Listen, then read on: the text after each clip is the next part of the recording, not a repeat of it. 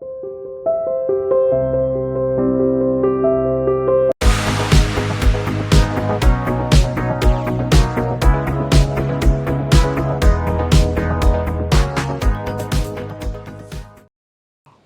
buenas tardes, bienvenidos y bienvenidas a esta edición, otra edición más de este su segmento, Marcos de Paula. Me acompañan dos de mis colegas en este panel. Estamos ahora mismo en vivo desde el town de Riverdale, the Northwest Bronx. Exactamente. Uno de los... Fidel, tú que sabes mucho más que yo, hablan un poquito, 20 segundos de Riverdale. One of New York's best neighborhoods, best walkable neighborhoods, and one of New York's most secure neighborhoods located in the Northwest Bronx. Also one of the most quietest neighborhoods at that. Exactamente. Riverdale, para mí, es uno de los más tranquilos, ¿verdad? De los más tranquilos. Tenemos con nosotros que se une a nuestro panel por primera vez a Jalen Collymore. Jalen, good afternoon, man. Hi. Cuéntanos, what do you think about Riverdale? I think Riverdale is a peaceful place, honestly. Riverdale is very peaceful. You have the Hudson River right behind us. New Jersey, that's New Jersey, all right behind us. The houses over here are wonderful. They're beautiful houses, large, big spaces. Definitely Riverdale, somewhere in the Bronx, you can raise a family. Crime isn't as heavily reported up here because as crime happens down in the South Bronx, it doesn't happen as often up here, so crime isn't always reported, but they do have a local newspaper that does report on any crime that happens in Riverdale. Exacto. Exactamente. And the best thing about it is that the crime rate is so low up here that it's not broadcasted as much because it's a way to keep the neighborhood quiet and safe from others, terrorizing the area. And it's also very hard to get to Riverdale. Not many streets or highways come up here. And Riverdale in the Bronx has its own Metro North train stop. Far away from the local. Y nosotros ahora mismo nos encontramos, como pueden observar, nos encontramos ahora mismo en la estación del Metro North, Riverdale. Como sabemos, el Metro North está separada por cada pueblo, como quien dice. As you can see, the river is right behind us. The entire Metro North Hudson line travels on the Hudson River. It's why it's called the Hudson Line. All the way 90 miles to Poughkeepsie, New York, the last stop. I would also like to add that there's no projects. There's no project buildings here. No projects. But the reason why I think that there's no projects up here is because, this area is predominantly white, as we all know. It's predominantly white. It's the only area in the Bronx that's predominantly white, and I think that's because of its connection to. It's predominantly white. Predominantly white. Yeah, it's predominantly white here. So you don't see too many mansion sizes up here. You come up here and you see things that you would not normally see. You come up here and you're not gonna feel like you're in the Bronx. When I came here, yo pensé literalmente que Esto upstate. I've brought a lot of people up here to tour the neighborhood, and they tell me why we upstate. No, we're not upstate. We're still in the Bronx, and actually, we're still far from Yonkers. Riverdale is still the Bronx, as I was saying before. Yes, it is. It's a predominantly white neighborhood. You're not going to see too many Black or Hispanic or even Asian folks up here simply because Riverdale is more private, and that just has to do with more of the rent stabilized issues. There's housing issues. Housing isn't affordable, and the way I see it is, there's certain people the white people that live here in this community don't want to have certain types of people living up here. So that's why they keep the rents high. That's why they don't allow any affordable housing buildings to be built here. They don't regulate the rents for everybody to live up here because they want to keep the area. They use the excuse of keeping the area safe, but I like to say keeping the area white. I think it's just a way for them to keep the area white. It's not really, you're not really benefiting anybody because even the white people that can barely afford this, still, there's some magical way that they even end up here. I wouldn't say this area is 100% white because from the years that I have been exploring this area, there's also other races here, but you can tell that they have money. You can tell that they work very good jobs to live up here. Basically, the people that are millionaires or are in the higher income bracket, 6 figures to be exact, they live up here. And they say that for the people that don't want to move south, that they want to retire in New York, you go to in the websites that the top 5 neighborhoods to retire in New York. 2 of them are located in the Bronx, Riverdale and Pelham Bay. Oh, so I have a question for the both of you guys. So my question is, do you guys think? No, well, let me start off by saying this. For somebody who lives in the projects, right? Their dream, let's say their dream is to live here. Do you feel like even if they have the money or not, the community will not allow them to live here, whether they have the money or not? Déjame contestarte esa pregunta. Dame 2 segundos. Ya. Yo pienso que es que porque vivimos en Estados Unidos primeramente. Y Estados Unidos puede ser un país totalmente que lo conocen demasiado racista, pero a la misma vez es un país que yo veo un país de oportunidades. Y yo creo que la comunidad, al ser una comunidad de personas blancas nada más, porque aquí es una comunidad blanca, son los hechos, es una comunidad blanca a la que estamos ahora mismo, una comunidad que hay pocos hispanos, casi no hay hispanos. Es una comunidad totalmente que no hay tampoco personas de la piel morena. Y una persona que salga del proyecto a venir para acá sería un cambio totalmente grande. Pero según dicen los políticos no, que no hay racismo, pero sí lo hay. Hay racismo y hay totalmente, no solo racismo afuera. ¿Qué digamos si un muchacho que sale de un proyecto va a una escuela aquí? Lo primero que le van a ver es su color de piel. Really quick before you answer my question, really quick from experience, I went to high school in New York, but then I moved to New Jersey with my family, and I lived in a predominantly white neighborhood. And I could say I was one of the only 5 black Hispanic kids to be in that school. And the amount of pressure it is to only see 5 other people in your school like you, that's a lot of pressure on you. Sure. There was starting to be more, black and Hispanic kids that came to my school. But in the beginning, when I first came there, it was predominantly white. And I didn't see too many people that were like me. I didn't see too many Hispanics there until, in 2018, 2019, that year, we saw an influx of people moving from their countries, specifically the Dominican Republic, moving to Jersey.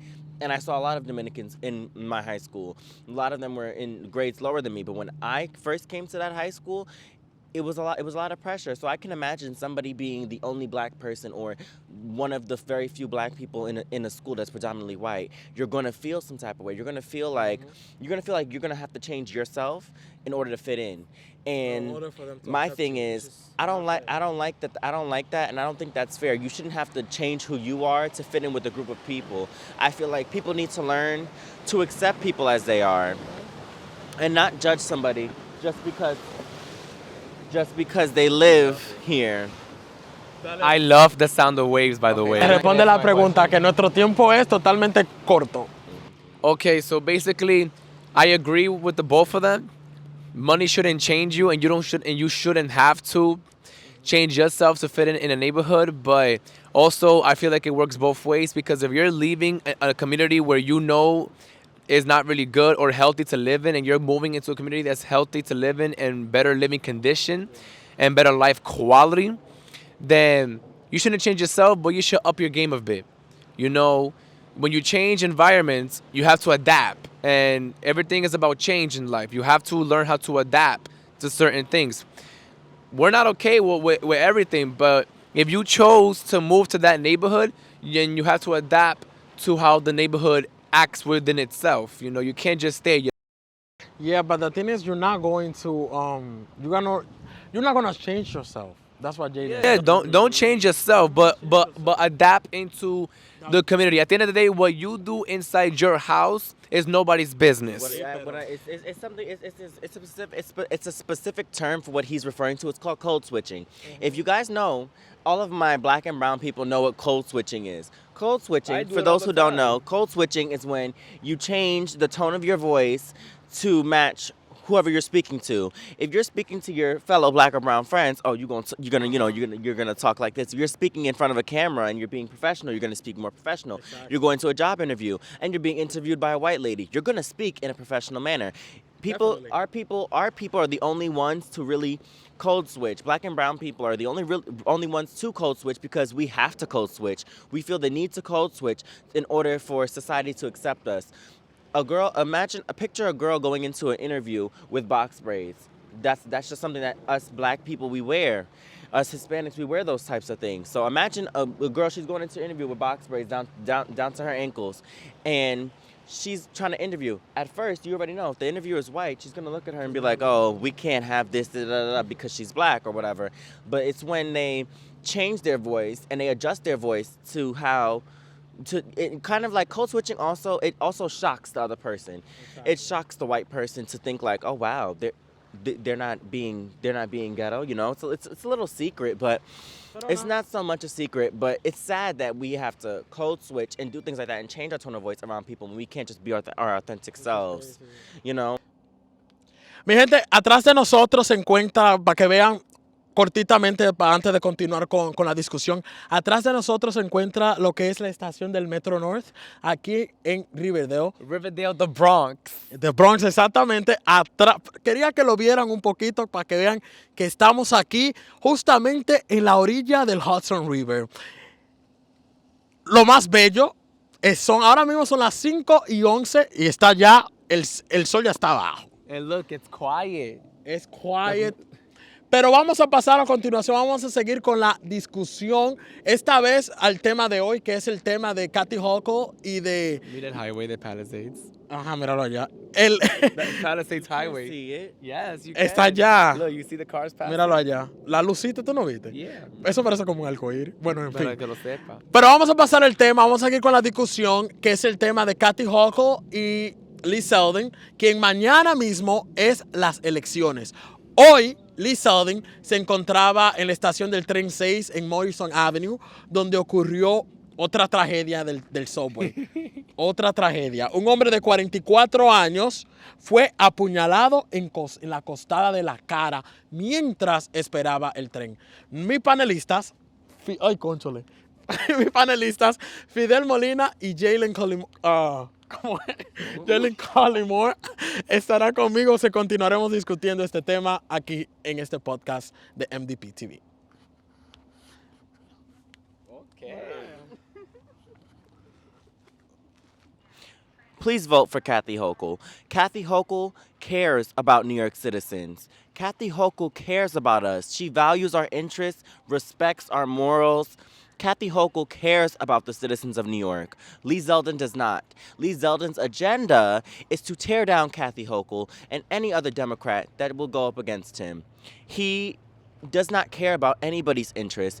He can say all these things and all these things that he wants to do, but he fails to explain to anybody that he has to go through a number of people before he can make any decisions on anything that he's doing.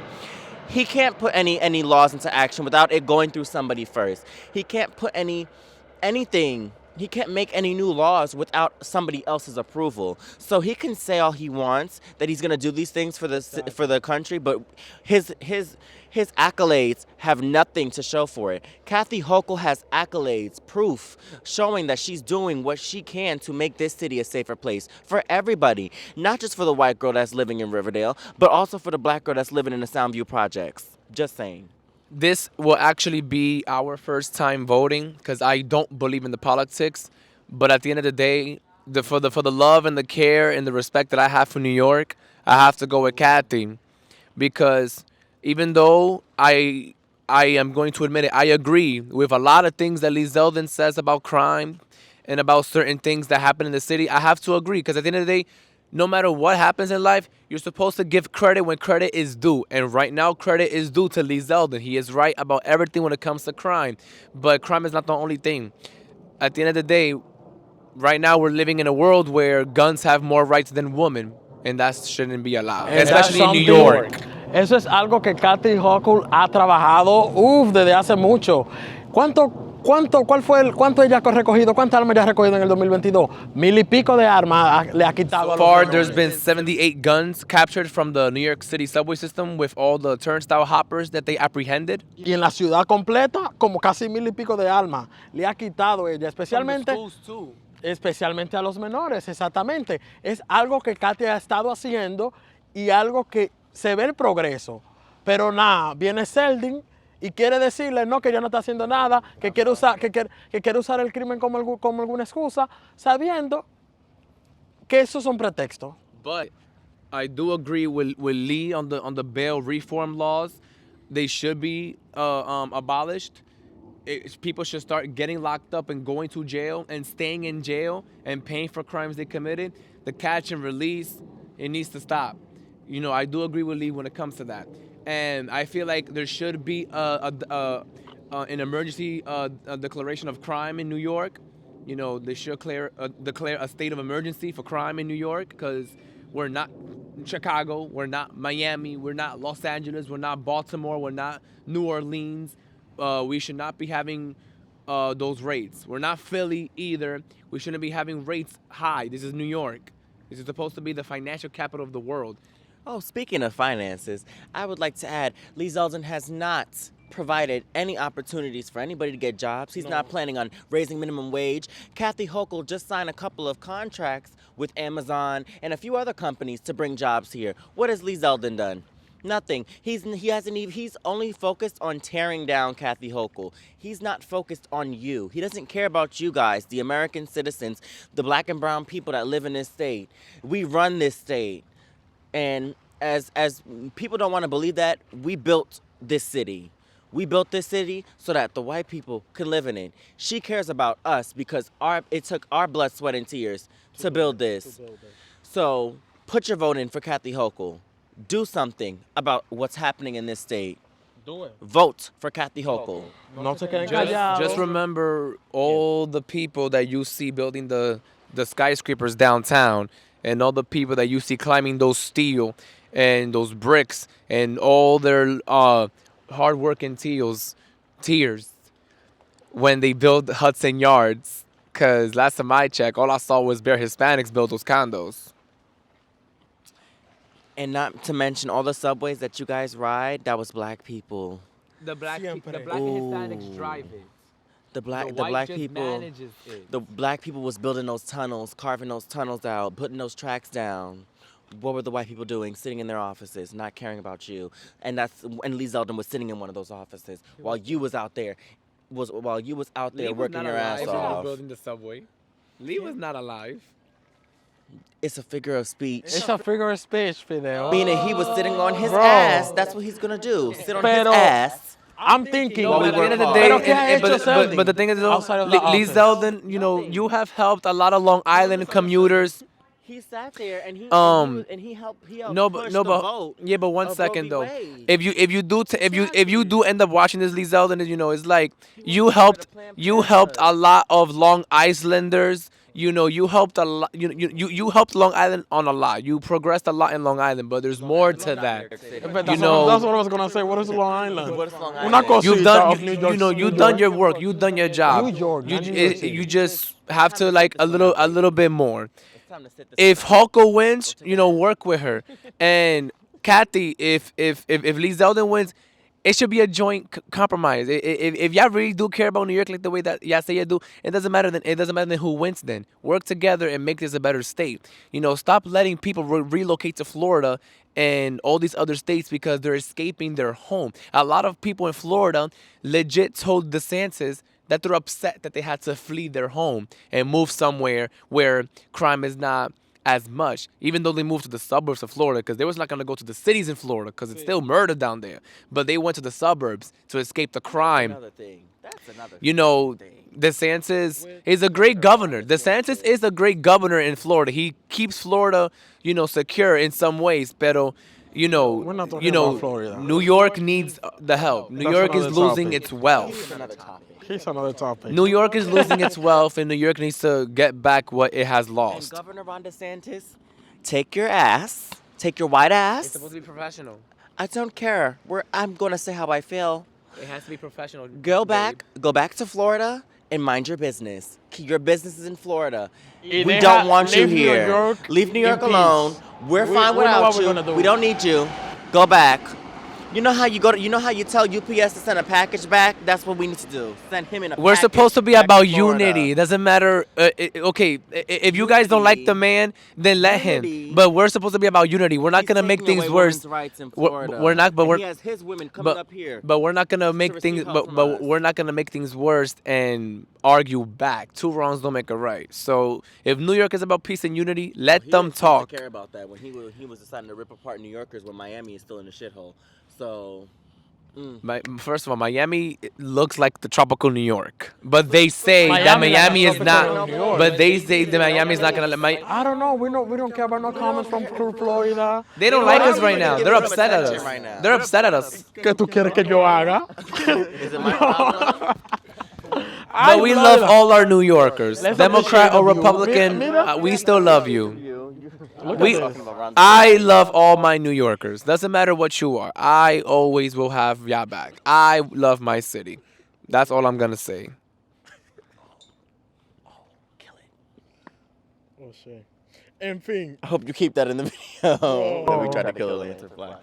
Pero nada. Lanternflies have been attacked. That's another thing. In Riverdale. They have been attacking New York City and New Jersey. And New Lanternflies are destroying your plants. Oh my God. Eso no If tiene. you see Eso no lanternflies, importa, pero nada. But thank you guys for watching. This is Fidelity, with Jalen and Marcos on NDP News. MDP. M. Oh, MDP News. Exactly.